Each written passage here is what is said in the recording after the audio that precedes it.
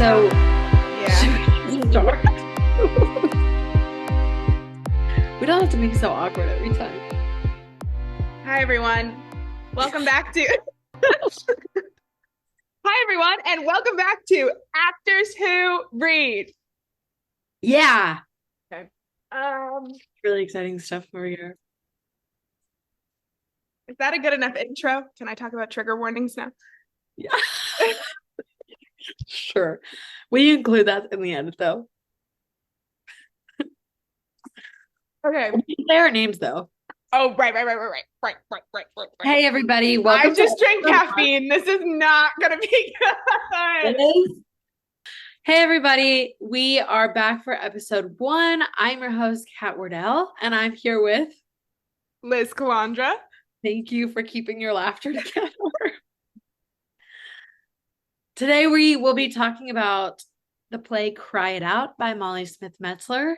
So let's begin. Yeah, before we start, we're just gonna give a blanket trigger warning anytime any of our plays kind of talk about things that could be sensitive topics to any people. So if you are a mother who maybe had a high risk pregnancy, there is some stuff in here about high risk pregnancies, difficult labors, postpartum depression, and just mental health in general. So if any of Also, that, addiction. yes, also addiction and sobriety. So if any of that could potentially be a trigger for you, please, we want you to listen to the podcast, but keep yourself healthy in the process. So Back for the next episode. yeah, come back for the next episode. But yeah, so we're gonna start. Kat's gonna give a summary because I suck at summaries. I'm just going to read it from the play directly. So, all right. A quick summary is 2 Long Island moms with newborns, Jessie and Lena, bond over coffee in a backyard. When a nearby stay-at-home dad, Mitchell, offers to join them, it complicates the neighborly camaraderies, not least because he's clearly upset that his wife, Adrian, is putting her career first. There you go. That's a little snippet if you didn't read. I'm so glad you read that because if, like, let's say we created our own summary, I would give so many spoilers. Fair warning, there probably will be spoilers in this episode. Like, we are going to talk about the play in depth. So if you want to read the play without spoilers, pause the episode, read the play, and then come listen. It's pretty short, so you can finish it in like an hour. Yeah. I would just like to say a quick thing before getting into characters. The location of this play is in Port Washington, Long Island, specifically Manor Haven. This is another reason why I particularly love this play because I was raised on Long Island and I have family who lived in Port Washington and like friends who lived in Port Washington. And so I'm very familiar of the area that they talk about. The way it's described in the script, just to give some like socioeconomic context, is Long Island is known kind of in general for having a lot of diversity when it comes to socioeconomic status. Like you could be in one town and it could look like extremely run down. And then you could drive 10 minutes down the road and you're seeing mansions. And it does say like in the description that like this town has a bunch of family duplexes and some of them are extremely run down and look like generations upon generations have just been living them while others are like brandly new modeled. So that's a very common thing on Long Island. And then it also talks about how like right down the road or up the mountain is this insane town full of mansions that like Yankees players, if you're not a baseball fan, Yankees is the New York baseball team. This is a theater podcast, so I have to make sure. Very famous Yankees players have mansions up there. One of the mansions is like movies base their mansions off the mansions in this town. Like the mansions are insane. So it says like Gatsby was based off of it. So it's just crazy. Which kind of explains some of the characters and their reactions to certain things, and also like just the differences between characters because each character comes from a very different socioeconomic background. So in talking about the characters, do you want to do Jessie and I'll do Lena? Yes. Okay. Jessie is a girl's girl. Gotcha. She is a lawyer in Manhattan. She's been working there for 9 years. She got married to her husband, Nate, who belongs to a very, very wealthy family to the point where he was practically raised by nannies his whole life. So all he's known is that generational wealth. And that's what he's trying to replicate for his own family. Jessie is a little bit more timid in the beginning. She has a lot of anxieties about being a new mom, especially when we learn more about her pregnancy that's revealed. So she's super, super lonely. And that's why this friendship between her and Lena means so much to her. Yeah. Also, she's in her mid-30s. Thank you. You're welcome. I just think that's important because Lena is in her late 20s. Lena is born and bred Long Island and specifically from Long Beach, which if you're from Long Island, like it's kind of like the Jersey Shore, but not as extreme. But anyway, she comes from a massive Italian family. She cusses a lot. She has the long nails and the hoops right now, but then eventually she ends up going back to work and she works an entry-level position at a hospital, and she cleans herself up and goes and does that because her partner, they aren't married, but the father of her child works at a halfway house and doesn't make very much money, so she has to go and make the money for the family after she has her son. But she is loud. She is direct. She doesn't take no BS. And she really stands up for herself. And I'm sure we'll get into this later, but she really teaches Jessie how to stand up for herself and just be a little bit more outgoing. And she cusses a lot. So she's my kind of gal. And then, so Jessie and Lena are neighbors.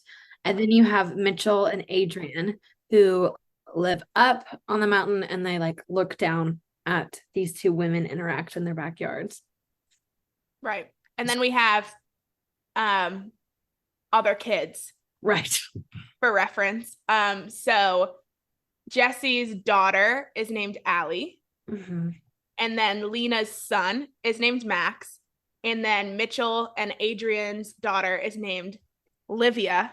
Not Olivia. Not Olivia, Livia. No O. With an L. So if you read the play, you'll get that joke. Yeah, quickly just about Mitchell and Adrian. Mitchell loves being a dad and he wants to do the most for his daughter. Adrian is a really successful jewelry maker, and it's a misconception, I think, in the beginning of the play that she's not being a good mom, whatever that even looks like, right? But she's really just career motivated and doesn't get why she has to stop her career just because she had a baby. She wants to do both. And Mitchell tries to control that aspect. Yeah. I think that's good. Oh, just a quick shout out to Yolanda, because I'm sure she will come up at some point in this conversation. Yolanda is Lena's in-law. Mm-hmm. Like, it's Lena's partner's mom. And Lena lives with Yolanda and her partner. Yeah. What's her partner's name? John? Josh. And then Jessie's husband's name is Nate. Mm-hmm. Because I'm sure he'll come. Oh, I am sure he will come up. You have a lot to say? About Nate? Yeah. Yeah, I do have a lot to say about Nate. I like how we're both looking for his name. Well, yeah. John. It's John. All right. So before we dive deep into the text, we both are going to ask a overarching question that'll hopefully prompt some more discussion. So my question for you, Liz, and anybody who read, is what do you think the major dramatic question is? Before you answer, let me help all of our non-theater friends out there. I was just about to say, can you give a definition of what the major dramatic question is for everyone else?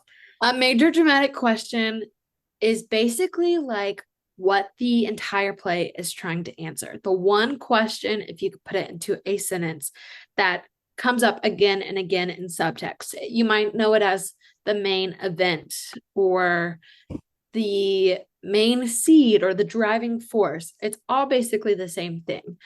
The essence of the play that the playwright is trying to get you to look at and understand time and time again. So, what do you think, Liz? I'm going to talk through my thoughts and then get to an answer for Yeah, you. I would love that. So, my first initial instinct when so Major Dramatic Question is very theater of us, as we've just said, but like when you're reading a book, for example, you think about like the main idea, right? So, or theme. So when I think about this play, I think a lot about friendship. I think a lot about influences in your life, like different things that can influence you, whether it be people or how you were raised or who your in-laws are, or just how outside forces can affect the person you become and who you develop into and the choices you make. Mm-hmm. However, in reading it this time, because I've read this play 3 or 4 times at this point now, and I'm a firm believer in just the more you read a play, the more you really understand it. Right. And so I think in reading it this time, what I really read it through, and maybe that's because I knew we were going to talk about this, Mm-hmm. and I knew that we were reading it to talk about it with each other. But I did focus a lot more on the character arcs, I would say. Yeah. And focusing on what you were talking about when we were telling each other what our notes were mainly about so that we could plan the episode. You said yours was a lot more on relationships. Even though I didn't take notes about the relationships, I would say I read it through a relationships lens. Mm-hmm. Make sense? Can I jump in real quick?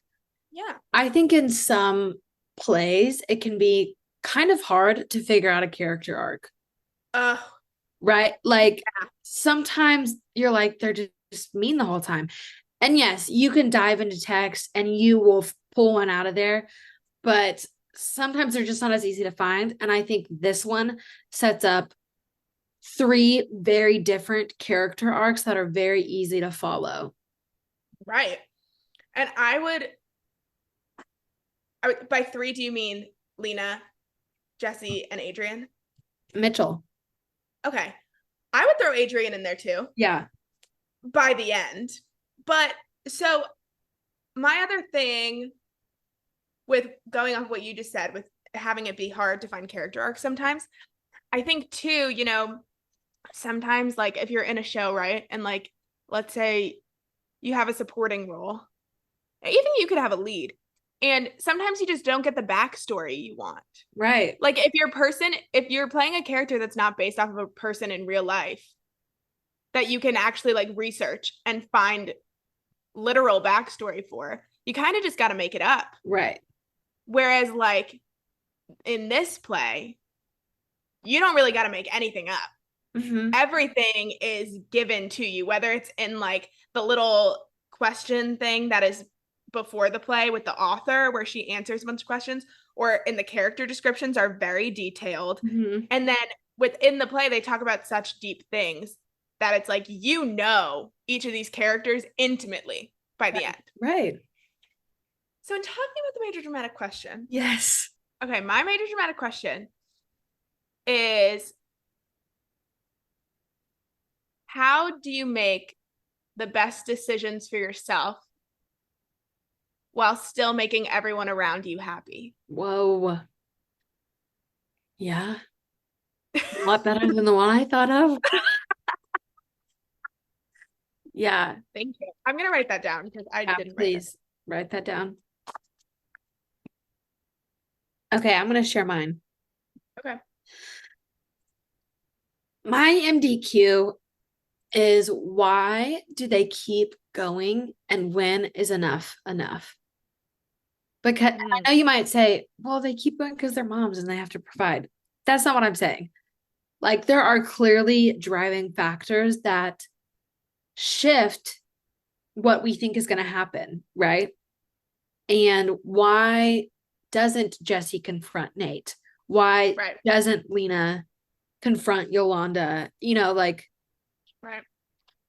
why do they do those things? And then how do they keep going from that? And what is their breaking point? We saw Lena's breaking point, Right. and you would have thought we would have seen Jesse's, but then it shifts. So Right. yeah, I like that. That was a good one. thanks. What's your question? Oh, my question for you is, how do you think the play portrays friendship and the influences friends can have on your life? Uh, Because that's such we a good talk, question. we like, I mean, Mitchell and Adrian, like, Mitchell becomes, I would say, a more crucial person later on. But, like, in terms of character development, you see Lena doesn't really change. She changes in terms of the decision she makes for her family, but personality I wise, think Lena softens. a little. But you see like a big shift in Jesse there for a second. Right. Right. So I just want to know, like, how do you see that portrayed? And also, like, do you think the author wanted us to feel positively about friends influencing your life or negatively? Absolutely. I definitely Yeah. think it's a positive thing, especially because there are moments in the script where Jesse's alone. She's the Mm, only person you ever see alone on stage. right. And I think that's a powerful imagery of that isolation that she feels. So when she sees Lena and they can become best friends, she says, I was like running over the cantaloupes to meet you. Yeah. I needed you Yeah. in my life. Right. Um, and I think that is just so important. And there's parts in the script where, Lena's like, well, have you talked to Nate? And Jesse's like, I don't want to talk about it. And Lena was like, well, you told me to give you shit at the first of the month if it hasn't happened. I And there's, I wrote that down. I wrote down the accountability thing with the first of the month because that stood out to me so much because that's such a best friend thing to do. it's something I you would do would that to do. you. So, oh yeah, I'd be like, listen, I really need to. We talked about this on Say Slay a little bit. Yeah. We talked about holding each other accountable with the gym. If you text me one day that you're not going to go to the gym, I'm going to be like, why? Do you have a good reason? Or are you just sitting on your butt? You know? And so it's such a best friend thing to do to be like, you told me on the first of the month to like get you to do this and you haven't done it yet. I think that accountability is really important. I also think another aspect, which we'll definitely dive into, is how they bring up literally on page 2 the different aspects of parenting. They compare it with what each other is doing, and Jesse's super Right. insecure and anxious about never being sure in the decisions she's making for her child and herself. Right. And Lena's like, I'm going to do whatever I want. Right. Like, I'm not going to let my baby cry all night. Right. And that, gives Jesse some reassurance, some might say. And then not even with Lena and Jesse, but with Jesse and Mitchell, we'll get into that relationship because there's some kind of romantic energy there, I think. Right. There's some tension. There's definitely some tension. And at the end of the show, Jesse's like, yeah, Lena's not here. She moved away. And Mitchell's like, oh my gosh, like, whatever. Hey, how do you think I'm doing? And Jesse's like, do you care? He's like, oh yeah, like your opinion matters to me so much. And I think that's an interesting dynamic and also shows the impact of friendship, even with Mitchell and Jesse, who aren't close, Right. as Lena and Jesse. And then you see Jesse do all the little things like buy Lena's favorite coffee creamer when she has to go back to work.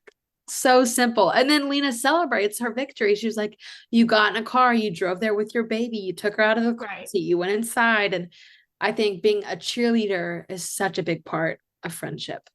Right. Love that. Yeah. Yeah, I think Yeah, I agree with everything you said. I think it's definitely like the author wants you to feel like it's okay if your best friend changes you a little. Right. Or like when we talk about all the time how we pick up each other's little like mannerisms and stuff like that. And so it's okay when that stuff happens, and it should happen. You guys are best friends and you guys are so crucial in each other's lives. Like it's so cheesy to be like your best friend is the family you choose, right? Your friends is the family you choose. We talk about this all the time. It's like, and it's so true in the play. Both of them have family problems. Like they're both going through turmoil in their families and big decisions in their families, whether it's with the men in their lives or whether it's with their in-laws. Mm-hmm. And so those people, especially the in-laws, they didn't get to choose the in-laws. You know what I mean? Like they chose their partner and then the in-laws come with them. But they get to choose each other and get to fight for each other and make each other laugh and get to vent to each other about those in-laws. And so friends really are the family you get to choose, and like that safe space that sometimes not everyone's lucky enough to have a family that makes them feel like it's a safe space to talk about everything and anything. And so you really get to choose people in your life through friends that you can create that safe space with. And I think that is something that I love about the play. Okay, you want to dive into some Let's get into it. Let's get into it. Okay, let's just talk about the namesake. The what? The title of the play. Yeah, let's do that. So we're gonna start by talking about like it's scene 1 that it happens, like page 2. They start talking about how they're raising their children. And before we get into like talking about the cry it out method, right? Yes.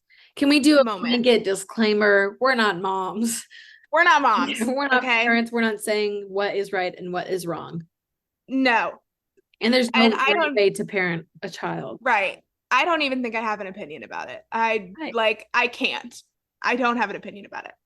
Mm-hmm. But you touched on this when I asked you my question. They start talking about the most intimate details of their lives within 5 seconds of knowing each other. And I think that just shows how desperate both of them were for like adult human connection. Because Jessie literally compares being a mom to Room. Right. Right. And then she starts talking about, Jessie, so for context, spoilers are about to happen, everyone. I repeat, spoilers are about to happen. And trigger warning. Jessie has a complicated birth. Right. She has an emergency C-section. Allie, her child, almost dies. She almost dies. Like, it is a traumatic birth. And because of that, even though she was this big hotshot lawyer that was a couple years away from making partner, like she was a bad bee when it comes to like powerful woman, right. You know? And she planned on, after having a baby, giving it to a nanny, putting it in a daycare, and going back to work because she was like, I love my job. That's what I want to do. But because she had this traumatic experience, I would argue, has a little bit of PTSD in terms of and like postpartum, and like is scared to drive in a vehicle with her child. Right. Doesn't want to just let anyone watch her kid. Right. Which, even if you don't have a traumatic birth, I would imagine, my sister-in-law, my mom, friends who have kids have talked about it all the time. That first time you leave that baby with anyone, even if it's your husband, even if it's your partner, you know, who's co-parenting that, the second you leave that baby for the first time as a mother who gave birth to that child is scary. Right. You housed that baby for 9 months. You don't want to just give it to anyone. So I just think it's so funny how fast they're willing to just be like, hey, this is how my birth went. This is how I'm parenting my child. Mm-hmm. how are you parenting your child? You know, it's just, And I then feel like it's such a mom thing to do too. from the beginning, we get the different viewpoints of marriage, which I think are Right. interesting, right? Right. Jess is married to Nate, who is some corporate hotshot, and Lena is married to Josh, who John. John, God, sorry, whatever. Lena's married to John, who works at the halfway home, but used to work at this pizza place, Right. right? And they're not married, and that's okay. She's like, we might, but like, it's not that big of a deal. So Right. I think it's bringing in like different views, right? Modern and Right. traditional, and what does it mean for a man to be a breadwinner versus a woman to be a breadwinner, and Right. what that looks like. And I do think it's interesting too, because we see this traditionalness in Jesse and Nate's relationship. However, it's a very upper class traditional, Privileged. because their version of traditional is not her staying home to take care of the kid. It's her going back to work and them giving that kid to a nanny. Or going to the best daycare money Right. can buy. Whereas with Lena, she is the breadwinner. Right. And like you said, they're not married. And I think it's so funny. It was such a, I love the line where she's talking about what John does at the halfway house. And she's like, listen, it's God's work. I get it. He's making the world a better place.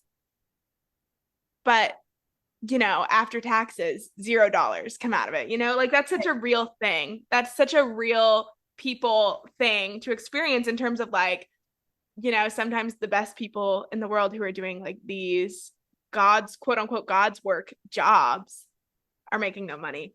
Whereas like these two people who are corporate lawyers who are perceived as like not the best people in terms of their job choices, because lawyers are like villains, you know, they're making a bunch of money. So already there's a big socioeconomic difference between Lena and Jess. And I really liked in the interview at the beginning of the version of the play we read, which is through the PlayScript magazine, if anyone wants to read it. There's a question that says, is there some place where motherhood and parenting defies socioeconomics? And the playwright said, the equalizer is friendship. And I think that is just so beautiful. Right. Right. No, I completely agree. And I think that extends to, because then we bring in Adrian and Mitchell, Mm-hmm. who are richer than rich. Like we have Lena and John, who are lower middle class. Mm-hmm. And then you have Jesse and Nate, who are probably a little more than upper middle class because of his, what I would argue is probably a trust fund. You know, like they're getting money from his parents too. They're getting help from his parents too. So they have their wealth from both of their good jobs, and then they also have the help of his parents. And then you have Adrian and Mitchell, who they literally say in the play, live up on a hill. Like it's like that. It's a literal representation of them looking down on the less wealthy people. And so she is a crazy famous jewelry designer in the play who's like making jewelry for red carpet events, super famous people. He runs his own business and is making a bunch of money. And so it's just like you have these three different things, but in talking about how the playwright says it's the equalizer, they all are struggling equally with how to be a parent. Right. And they bond over that, and that's how they all become friends. So to actually talk about the scene, Cry It Out. Oh. We just want to touch on this scene because it's the title scene of the show. Mm-hmm. The Cry It Out method, for maybe people our age, right, who don't know what the Cry It Out method is. The Cry It Out method when parenting is obviously when you bring your baby first home from the hospital, they don't normally sleep through the night. And so um while you're in those first few weeks, first few months, I don't know how long it takes, but while you're in that first period or whatever, you just sleep with your baby, you kind of tough it out. But then there is a point where you can decide to what is called sleep train your child through this cry it out method, which is basically where you leave the child in the crib by itself and you shut off the lights and you leave and you let them cry it out until they go to sleep. Mm-hmm. And I know there's some variations of this method from conversations with my mom and my sister-in-law in terms of like, you can do like, you let them cry for 15 minutes and then you let them cry for 5 minutes and then you go back in and you comfort them back to sleep. And then you leave and you let them cry for 10 minutes, whatever. And then you do increments to sleep train them. There's other ones where you literally just leave the child and let them cry it out. Mm-hmm. So Lena and Jesse have a conversation about this. And Jesse is like, we're doing the cry it out method. And Lena's like, that's barbaric. I'm not raising a Viking. I'm going to comfort my child. It's literally what she says. So already it's two very polarizing opinions on this one method. And obviously we're in our 20s. We're not close to being parents anytime soon. But I feel like when making these decisions of parenting for your child, it can be obviously very hard to figure out what is right. And it's so polarizing. So I imagine having a discussion with someone who thinks you're crazy for doing what you think is right would be very challenging. But I love that despite all of it, they still are able to grow a beautiful friendship. Like just because different views doesn't stop them from being able to be there for each other. Exactly. Because because they start talking about very personal things so fast, they disagree very fast. Right. But they don't let that stop them from continuing a friendship and being there for each other. Mm-hmm. Because even then, Lena disagrees with her. Lena doesn't try to sway her one way or the other. Like she just states her opinion very bluntly, but she just states her opinion. And then Jesse says something along the lines of like, well, I wish my doctor would agree with you, Lena. Like, I wish my doctor wouldn't recommend this. And Lena's like, well, is your doctor a man or a woman? And Jesse's like, a man. And Lena says, language warning. Lena says, well, he needs to effing stay out of it and let the vaginas handle it because the vaginas are in charge now, And I just think, first of all, I just love Lena. I just love her. Because that's so something I would say. But it's just, I think at the beginning of the play, and this can transcend into our next topic of conversation, I feel like at the beginning of the play, Jesse looks for a lot of reassurance from Lena in that Lena thinks she's doing a good job. And at one point, Jesse literally asks, like, do you think I'm doing a good job? Like, do you think Allie is happy? And Lena gives her that reassurance. And I think, like you said earlier, Lena doesn't care what other people think in terms of her parenting decisions. But I think where that insecurity with Jesse stems from, and you could have a differing opinion of this, but she disagrees with her husband, I feel. We don't see any interactions of her and her husband, but from what we hear, her and Nate disagree a lot in terms of how to raise their child.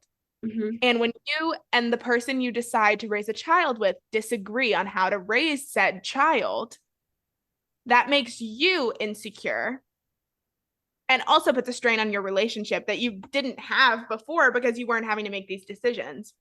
Just makes me have a list of questions to ask the future person that I want to raise a child with. I think it's very interesting that we never see Nate or Josh. Right. They're not in the John. Okay, I'm going to say Josh, listeners. Like, get over it. But we never see them. They never have a scene. They are just talked about, which I love, because the girlfriend gossip that happens in between friends, and I think it's funny. But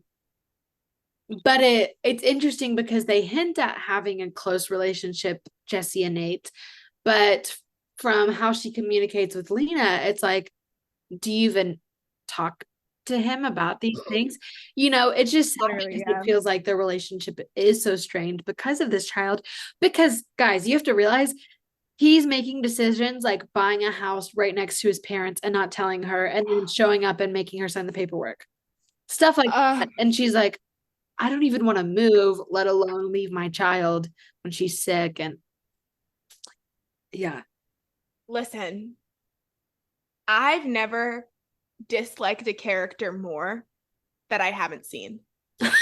I dislike Nate so strongly. And I don't know, listen, we're about to get personal. I don't know if it's because I've been in relationships where decisions are made for me without talking to me about it. Mm-hmm. But if I was Jesse,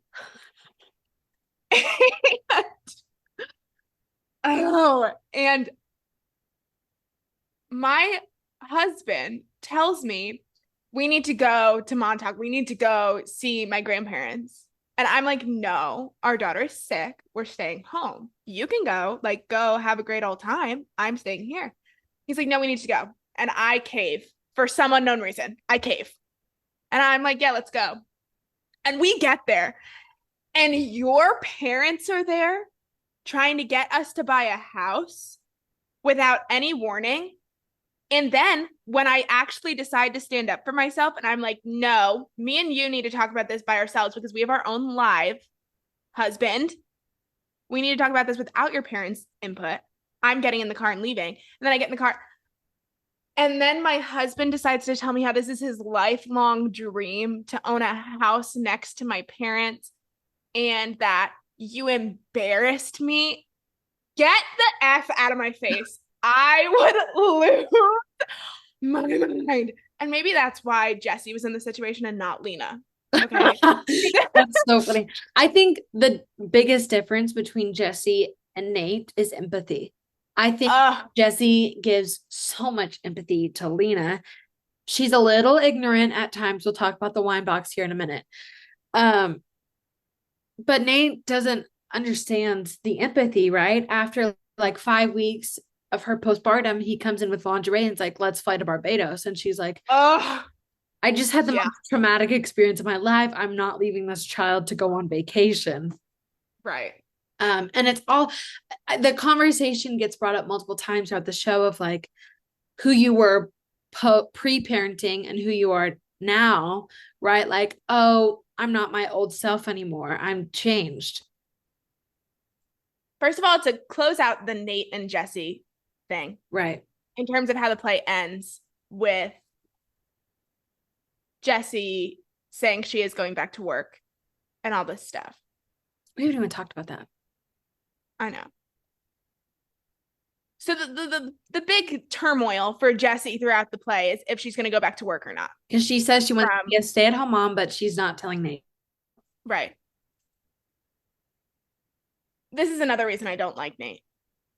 I feel through subtext, I get the vibe in this last scene that Nate has not been completely honest with their finances, about how good his job is, about like, this is me jumping to conclusions, but maybe what he's been spending money on, whatever. Like there's just been some not in-depth conversations about their finances and maybe like how much their parents really are helping, whatever. And because of that, Jesse has to go back to work. And I hate that for her. I'm all about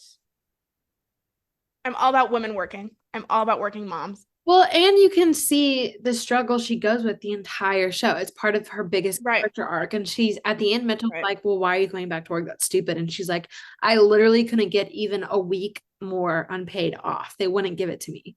Right. And it's heartbreaking for her. Right. And it's also just, I'm big in like, she says she wants to have more kids. So that's also part of why she wants to go back, because of insurance and things like that. But I'm all about, relationships are about compromise. And I just, deep down in my heart, I feel if Nate was truly okay with her staying home, they would have figured something out. I was gonna say it's their relationship seems very inconsistent and kind of toxic because he is Right. giving her, maybe manipulative is the word I'm looking for, because he does give her a massage every week to show, hey, I got you, baby. But then he doesn't talk to her and is kind of absent. Because Mitchell's like, oh, well, me and my wife are in therapy. And Jesse is like, Nate would never go to therapy with me. So it's that ebb and flow of the differences.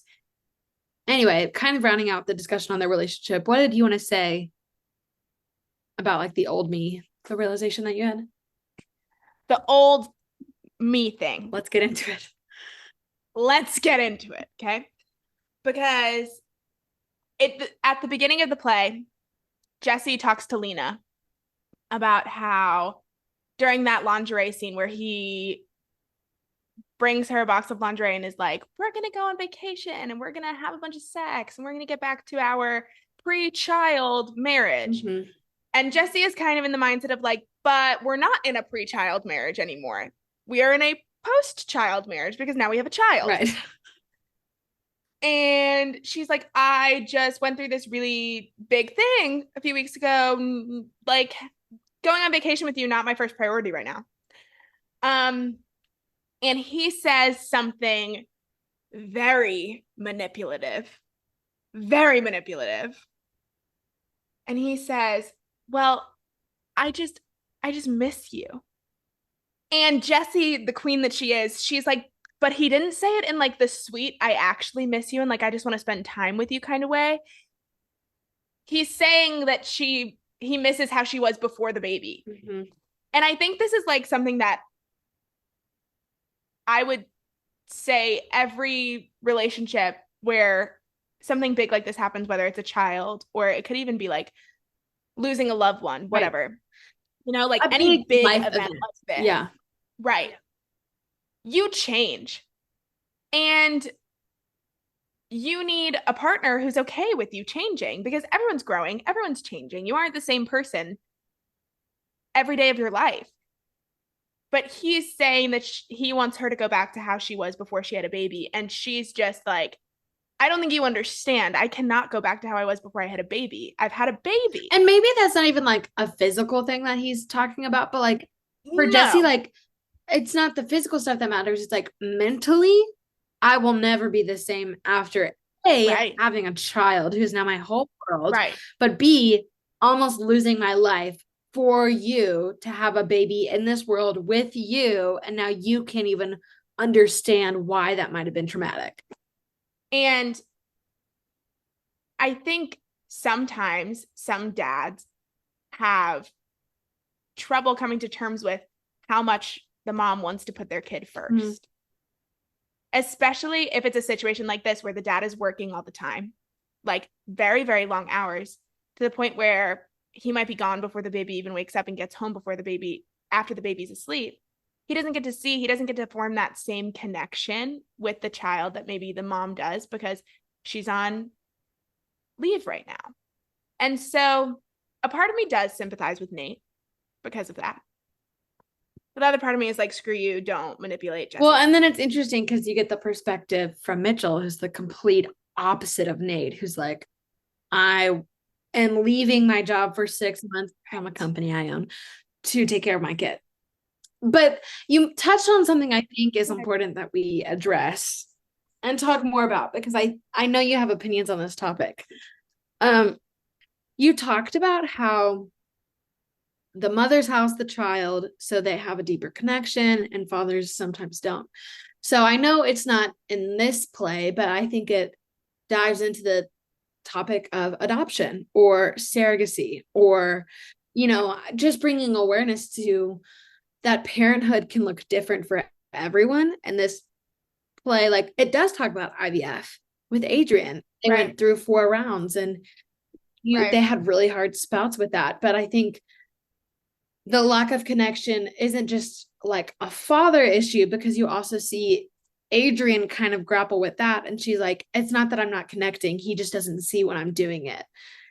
And that can be linked to a whole slew of different mental health related issues and stuff like that. So I think this show definitely touches on it, but that's a huge discussion to be had about, you know, connecting with a child. I think what it comes down to is like making the time, putting in that effort to And make that right. connection. And unfortunately, I genuinely do think it is unfortunate for Nate in this situation that he has to work. And he probably works a job that doesn't give paternity leave. And that sucks. That is still a thing that we have to like deal with in the society, is that some men don't get paternity leave just because they didn't give birth. Even like maternity leave isn't long Oh, enough. I saw this thing on TikTok where this teacher literally had to pay thousands of dollars just to get a sub to cover for the end of the year because her maternity leave at her school wasn't long enough. That she like right. save up all of her PTO days. And it's like that sucks, you know? Right. Yeah. So it's yeah, I completely agree with what you're saying in terms of it's just there's a lot of if we did see Nate and we did get to see who he was as a person, maybe him interact with Allie a little bit, I'm sure we would feel differently in terms of maybe he hates the fact that he can't spend more time with his And it's child. not that he's absent because he does have No, time and you stuff right. like that. But it's just I just don't like how he treats it in relation to Jesse, but that's the point. Yeah. Should we move on? Yeah. Can we talk about Adrian Yes. and Mitchell? Yes. So we talked about um the old Jesse. Right. This is the connection I Oh, made okay. in my big brain that you probably made the first time you read the play. In Adrian's heck of a monologue, I'm flipping. she talks about, she says, um, she says that like Mitchell wants the old her, Right. like the old me. Oh, no, I spoke incorrectly. She says, so Adrian goes on this monologue where we hear her entire story basically saying that, you know, her and Mitchell went Well, from we need to give preface. She comes back to Jesse's place because she's egging Jesse's house because Jesse basically told Mitchell, your wife has postpartum depression and you need to get her a lot of help. And Adrian is confronting her. She's like, how dare you tell my husband what you think is wrong with me when you don't even know me? You're obsessed with looking up at my house and wanting my life and wanting my husband, but you don't know my story. So she comes and she goes on this rant and tells the audience basically her story. right. We love her for it too. And so she starts by saying, like, what Kat just said, how dare you tell my husband that you think I have postpartum depression when you've known me literally for 8 minutes? Like, literally 8 minutes. We spoke 2 words to each other, basically. You don't know me at all. You're only hearing it from his perspective. You don't know anything. Right. And then she starts talking about how her and Mitchell, before the baby, they were both such workhorses, basically, like so career driven. They were used to sitting next to each other and just being on their laptops all day and things like that. And how in love they were because he proposed on their third date, and then they've been together for 14 years. And then when they were struggling having a baby, they went through these IVF treatments, and she ended up having a bunch of miscarriages before this baby was finally theirs, and how thankful they were to be pregnant and how thankful she was to be pregnant. She was like, finally, this is like something is going my way. And later we hear Mitchell talk about how happy she was the entire pregnancy.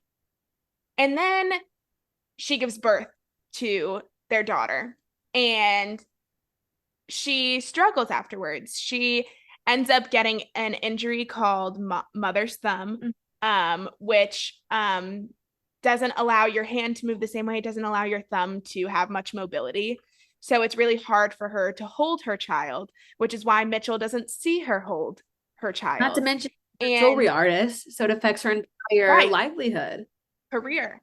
Right. And how she got this like really big break in her career right before the baby was born. And because she's so career driven, like, of course, that's a big deal for her. It's a big deal for her company.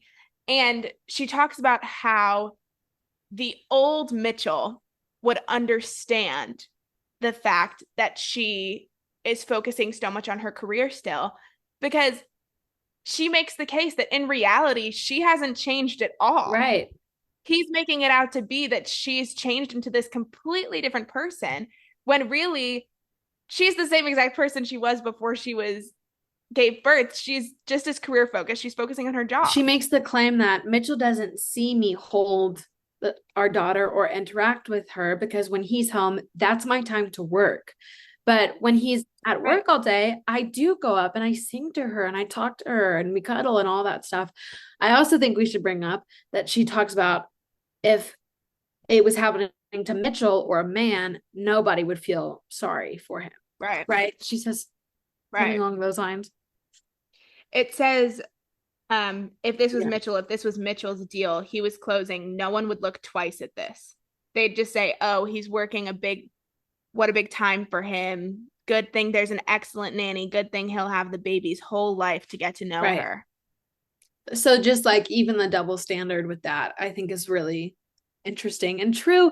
And I love this point in the show because Adrian is painted as the villain the whole show. And then you hear this and she's like, this is my story. You better listen because I'm not in the wrong here. I'm just being a mom in the best way I know how and doing it in my version and what looks right for me.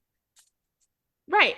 And then after you hear all this, thinking back to when we first met Adrian and she's like forced to interact with these two random women because her husband tells her she has to, and the nanny is literally waiting outside, and if she doesn't stay for a long period of time, the nanny's going to tell Mitchell, and then she's going to have to hear about how she's a bad mother again because she doesn't want to hang out with these two women. And first of all, I can't imagine this, like, not even being a mom, but if you randomly have to hang out with people who are two best friends, you're not going to want to be there.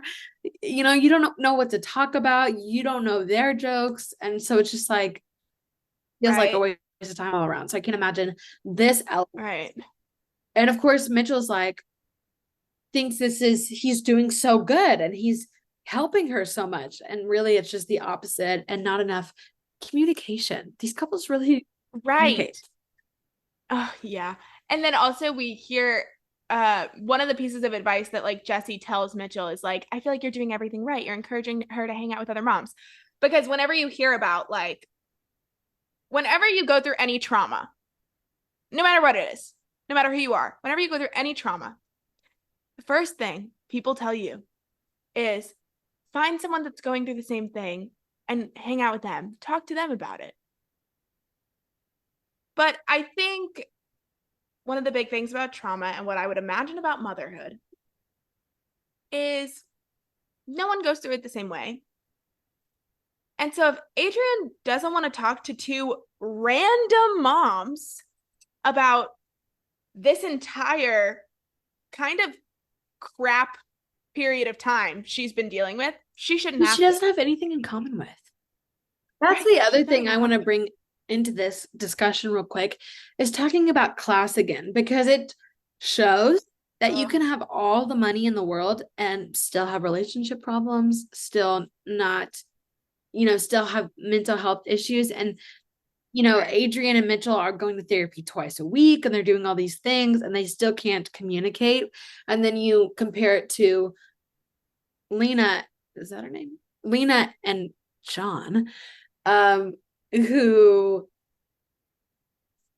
aren't as well off, but are kind of on more of the same page and, are able to navigate the hard time they have together. I just think that's interesting. Like money doesn't buy you. Right. I think it's something that is like portrayed so frequently in like TV shows and movies too. Like the idea that the less wealthy couples are happier because, and for everyone who can't see, I just did air quotes on happier. Uh Happier because in my mind what I associate that with is you don't have money to fall back on. You only have each other to fall back on. Mm-hmm.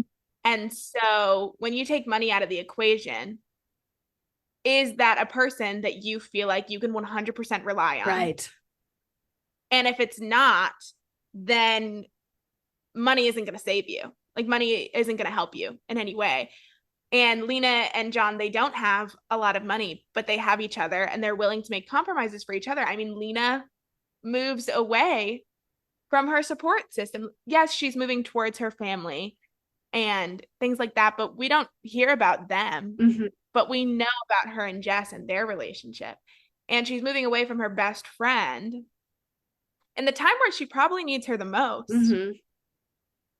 to make a good decision for her family and make a good decision for John. So let's talk about Lena and John, because that right is a crazy and Yolanda plot point. So we meet them. Lena's like, oh yeah, I live with Yolanda, my partner's mom. She's lived here for years and years. We get a really good place, really good rent. She mentions that Yolanda is an alcoholic, but she's like, we never see her drink. We know she drinks these big wine boxes, but we never know where she puts them, right? And that's kind of all she says about it. She also says that Yolanda doesn't feed her enough. She'll make like 3 chicken cutlets for the 2 of them. She's like, I'm breastfeeding. I want 20 chicken cutlets. Anyway, it's such an Italian thing too. Chicken cutlets and like eating 700 of them.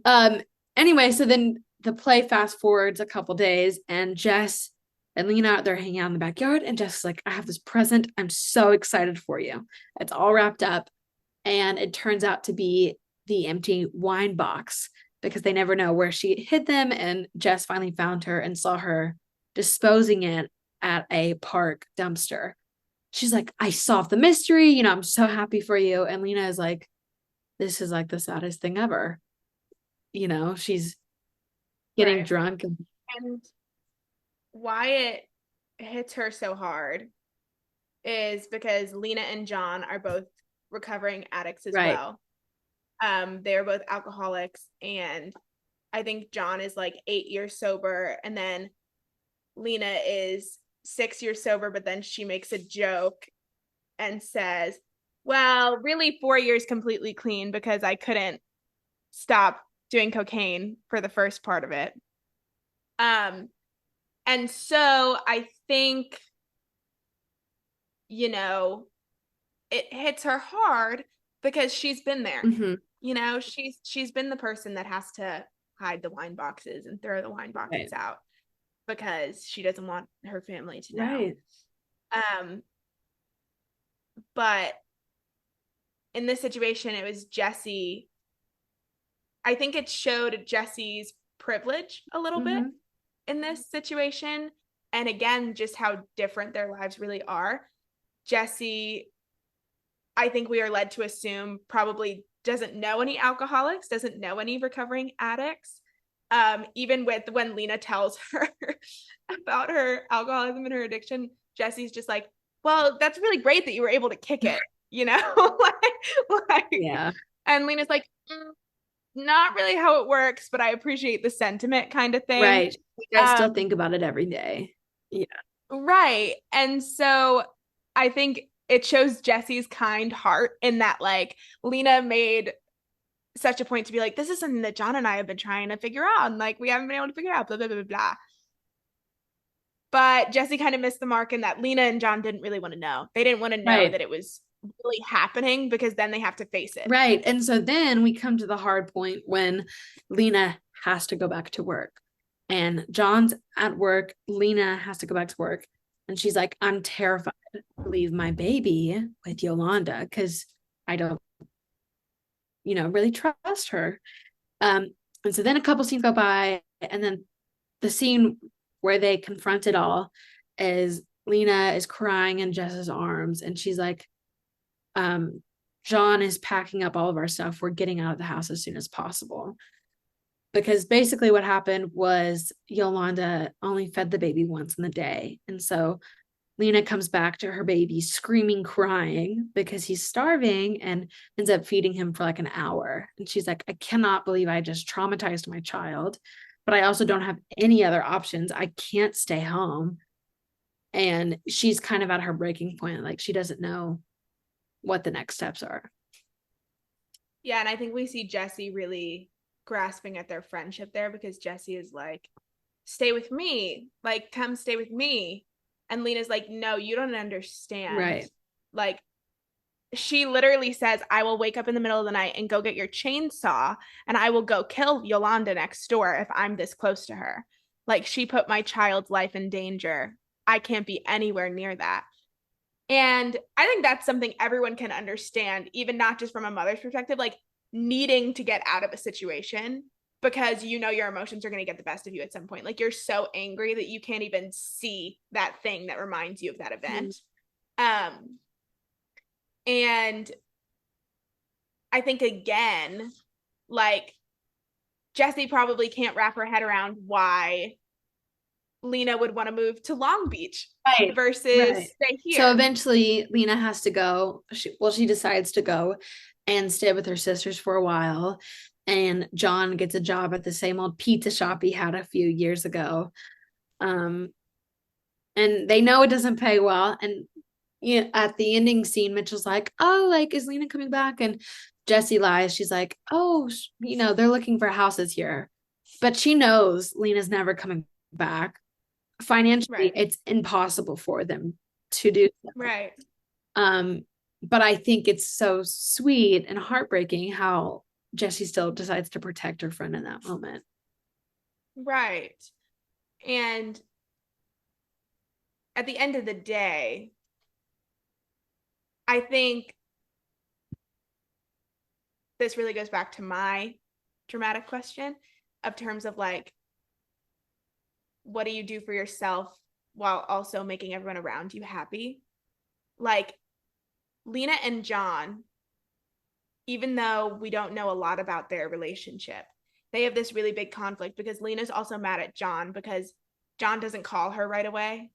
John like saw that his mom was drunk handling the baby, and the first thing he did was like get the baby and like talk to his mom, but he didn't call Lena right away. So Lena's mad about that. So they have this pretty big conflict, and they have this big decision to make of what to do. And you see them both make compromises that maybe don't put themselves first, but they put each other first. Mm-hmm. And yeah, they still are both happy because at the end of the day, they have each other, but they're more concerned with the safety of their child and this protecting their family. And I think that that's just a really beautiful, even though it's a sad ending for them and like Lena and Jesse, it's a beautiful ending for Lena and John's relationship in terms of getting out of a situation that was toxic for their family. Yeah. And I would also say, I think it'll help Jesse in the long run because it's going to force her to stand up for herself without having Lena there as a crutch. Yeah. So you've heard us talk a lot about character development, story arc, all of that. From that, you can pull your acting tool belt out and get to work. We are so fortunate that our co-host is a audio engineer. So let's hear how you dissected this show from a design and tech perspective. So let's say you either are in school and you have a club that's looking to do a play, you just want to get the community theater together and do this play. I'm going to tell you how minimally you can do this versus if you have $1 million, what you can do and what you really need. So set wise, right? The setting is obviously Port Washington, Long Island, and the time the author says is this year. So whatever year we're in, that's what it's taking shape in. So it should be pretty easy relatively for you to find set pieces. You don't have to go look for antiques, anything like that. In the first scene, we have a small play set that is draggable. So it would be a smaller play set. And then, they have like the table and chairs that they end up getting a few weeks after that they get to sit on. The big expense I would see in this play is baby monitors. But I'm going to get back to that when we start talking about sound. And then you have the little stuff, coffee cups. You have a couple scenes in like the indoor living room of Jesse. And then you have a couple scenes that happen through the door of Jesse's house. So that would just be interesting to play with director-wise, to be like, hey, how do you see this stuff happening? But set-wise, you really don't need much. You can do this extremely minimally, because a lot of the dialogue tells you where you are. So even if you can have all these things and you just want to do it on actor blocks, you probably could with just the dialogue being able to tell you where you are.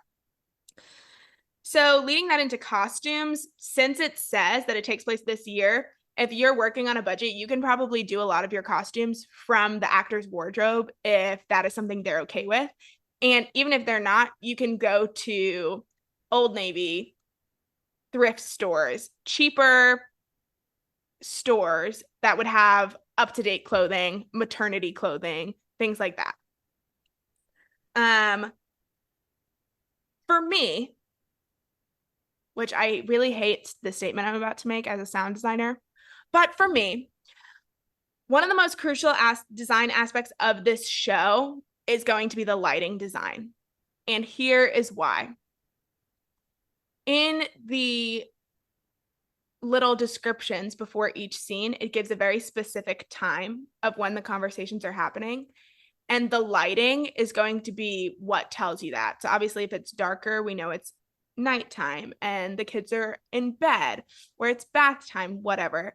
And then you have like their morning coffee, so it's going to be brighter, those kind of things,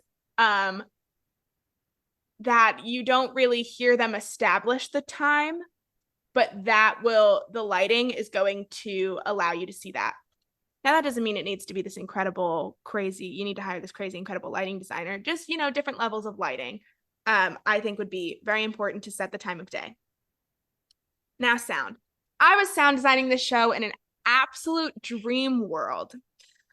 I would be able to work with the props designer, the set designer, to create something that looked like a baby monitor and gave the illusion that it was a real baby monitor, but it was a Bluetooth speaker of some kind, so that the baby sounds could actually come from the baby monitor. Because the thing you're going to struggle with in this show, if you're just working with speakers that are flying overhead, is making it sound like the baby cries are actually coming from that baby monitor is going to be really difficult. But again, not make or break to the show. You could establish it to where, like, when it's Max who's crying, the babies come from the speakers on Lena's house's side of the theater, versus when Allie's crying, the cries come from Jesse's house's side of the theater. But if you want to make it that realistic and go the extra mile, it would be some kind of Bluetooth speaker that has been created to look like a baby monitor. And then other than that, outdoor ambiance to establish whether you're indoor or outdoor, if you want to get a little crazy. But the bottom line is, this is the kind of show, you only have 4 actors. Mm-hmm. Happens in modern times. You can use their clothes. You can really do it with actors blocks and just an audience and the 4 actors. And it's such a short show, 1 act. Mm-hmm. I will say, just from, we said this in the trailer episode too, it would be harder to do with younger people. I think you need a level of maturity to do a show like this. You need a level of understanding of motherhood, a want to be a mother, kind of, to do the show justice. But that's not to say a college couldn't do it. Yeah. That's my design stuff. Really, so you can do it super minimally, or you can do a full-fledged production. I mean, in the copy we read, the production photos are incredible. Yeah. Like they have turf on the floor, they have fence it, like it's insane. But you don't need it. You don't need it to tell the story. I don't think set always helps establish a place, but the story stands alone very well. Love it. I'm just gonna give some quick character things I would look into if I was doing the Oh, yeah. show. First thing I would look at is parenting styles. Then I would look at attachment styles, what attachment style I have with my parents, attachment style I have with my partner, what attachment style I'm starting to develop with my child. I would look into mental health symptoms, issues that you can get during pregnancy, postpartum. I would look into pregnancy symptoms in general, especially depending on the character you're playing. You can go into like IVF specific or cesarean and what that does to your body mentally. And I would look up interviews and hear from real women that went through those things, what that was like. And then I would probably just do more digging on, you know, creating the backstory of either fleshing out Nate and Jesse's relationship and what that whole backstory looks like. That's honestly where I would start, if that helps at all. But while reading, because I'm a performer, Liz is a semi performer, I would say, we want to make sure we look for material, not only for us and our friends, but to share with you guys. We are currently working on finding a way to make this accessible to you guys, whether that's through a Patreon or what, we're still fleshing out. But if you listen to this episode, because it's the first episode, and you hear us, you've heard us talk about the whole show, you're like, I really want to find this monologue, DM the Actors Who Read account, and we can send it to you. And then when we do have a system in place, we'll let you guys know. So let's share some of our monologues and scenes we have. Yeah. All right. My first one. If you are a male identifying actor, you should put Mitchell's monologue from scene 4 in your book. I when I tell you how emotional I get just reading it, like I can only imagine how emotional I would get from watching it. Basically, like it's him talking to Jesse about anything and everything that's going on in his head in terms of his relationship with his wife and his wife's relationship with his daughter. And it ends with him in almost like a full catharsis moment while also being brittled with anxiety at the same time because he's like, oh my God, why did I just tell this complete stranger everything about my life? But also in the description of what happens to him after he talks about this, it says that there's a sense of relief afterwards because he hasn't had anyone to talk to about what he's going through. And after he's done, he just like, even though he's freaking out because he's like, why did I just tell this person this? He feels so much better because he got all of that off his chest. It's a really beautiful monologue. It has some funny moments in there too, like some little quirky moments. But overall, it's a dramatic monologue for a male identifying actor, Mitchell, scene 4. Thank you for that, Liz. I marked a bunch. So the first one I have is I would say it could be 30 to 60 seconds, depending on if you cut it or not. It's Jesse's monologue from scene 1. It's where she talks about how Nate went grocery shopping for her. And she's like, how dare he go grocery shopping? That's my one time to look at vitamins and get out and do stuff for myself. It's super funny, comedic, and it would be a really good college audition monologue, I think. Even just a good, like, it's just a good audition monologue. My other one is Adrian's, which we talked about earlier, where she's throwing the eggs at Jesse's house. It's in scene 5. And holy heck, is that a dramatic monologue? And I think, I mean, today there are a lot of plays that are about postpartum depression and IVF treatments and things like that. Like that's such a modern play. characteristic, I would say. Like, it's not something that older plays were writing about, but today, like, a lot of playwrights are writing about that. And if you're going in for a role about motherhood in general and kind of like the mama bear trope, I would argue, of like really being protective of your family, I think that would be a phenomenal monologue for any like strong mother role that doesn't put up with anything and stands up for herself. I would say probably about a minute. I would say a 60 to 90-second monologue. It's a little bit Yeah. longer. And for female identifying actors. But it's a good one. It is a good one, especially if you really want to play that heightened emotion. Like, you want to show that you can play getting angry. Like, that is a good monologue. The next one I have is also still from scene 1 for female identifying actors, dramatic monologue from Jessie. It's where she talks about how she's lucky she survived the pregnancy, but then she shares with Lena for the first time that Nate wanted to take me to Barbados. And she's like, I don't want to go and leave the country. I'm staying here to take care of my baby. She really stands up for herself. Granted, it's to Lena, but it's you can totally explore the emotion with that, with the trauma symptoms. So that's in scene 1. And then I have a scene. Did you have any scenes, Liz?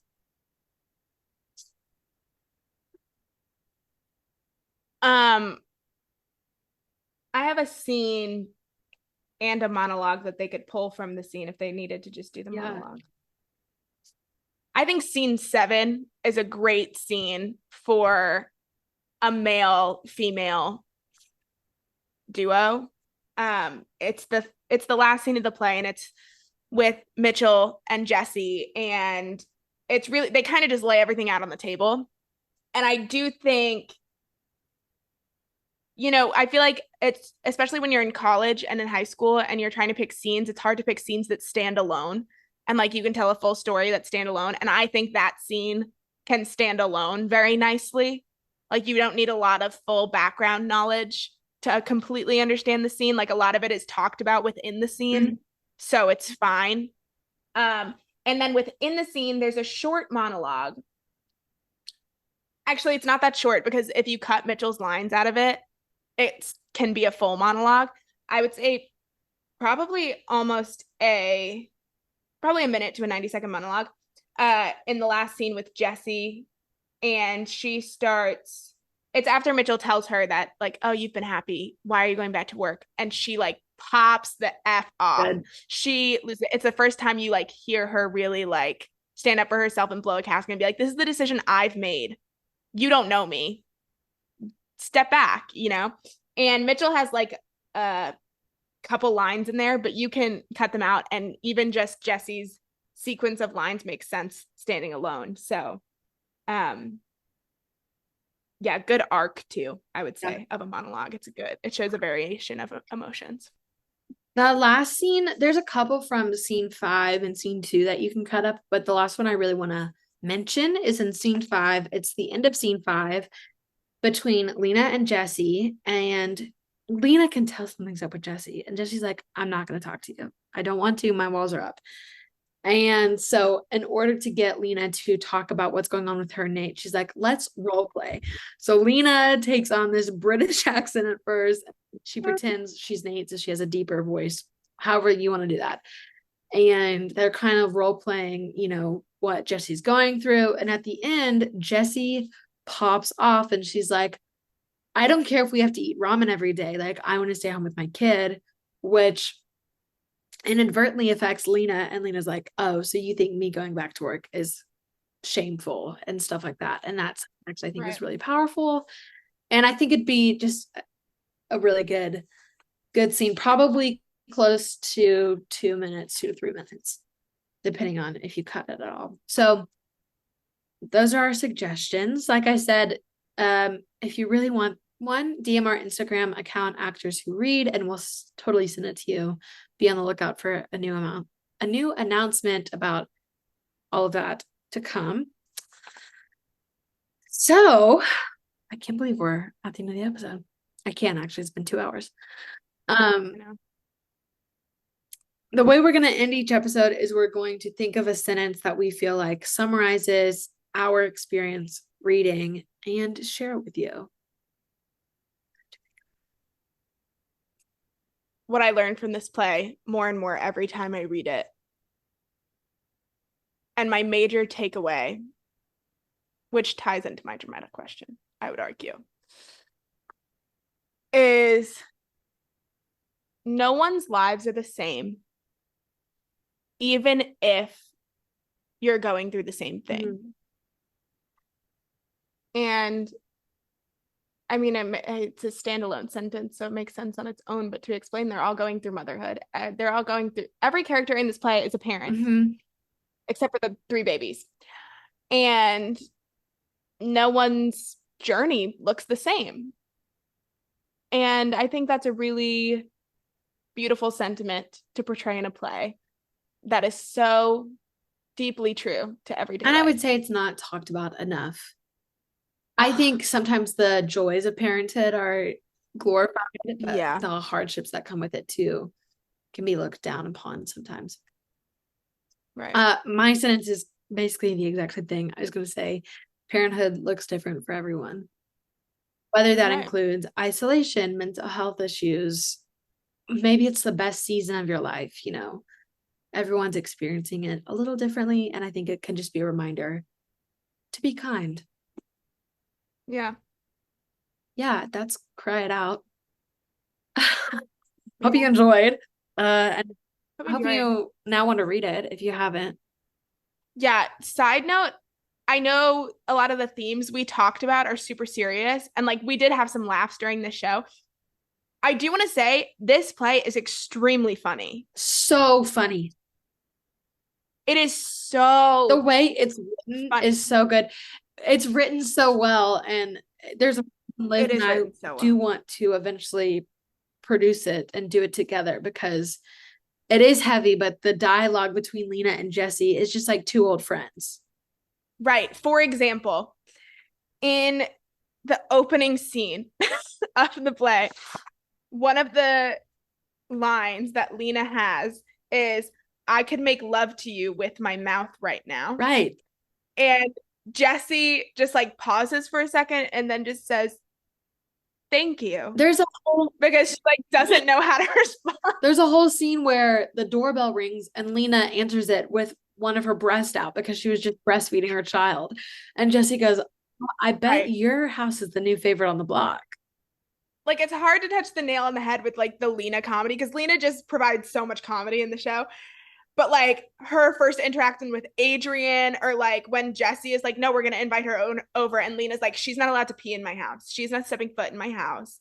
And like, if we end up dead with all of our organs cut out, this is gonna be your fault. You know what I mean? Like it's just like stupid stuff that like it really is just 2 old friends bickering.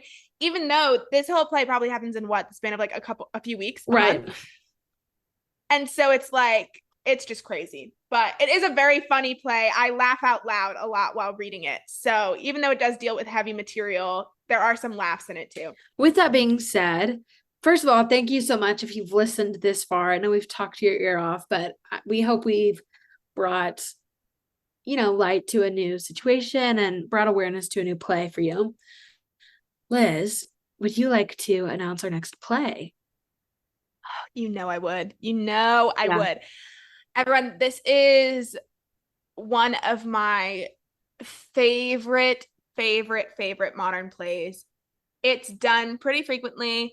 It tackles a lot of harsh topics. I will not sugarcoat that. It is a hard hitting mental illness play. But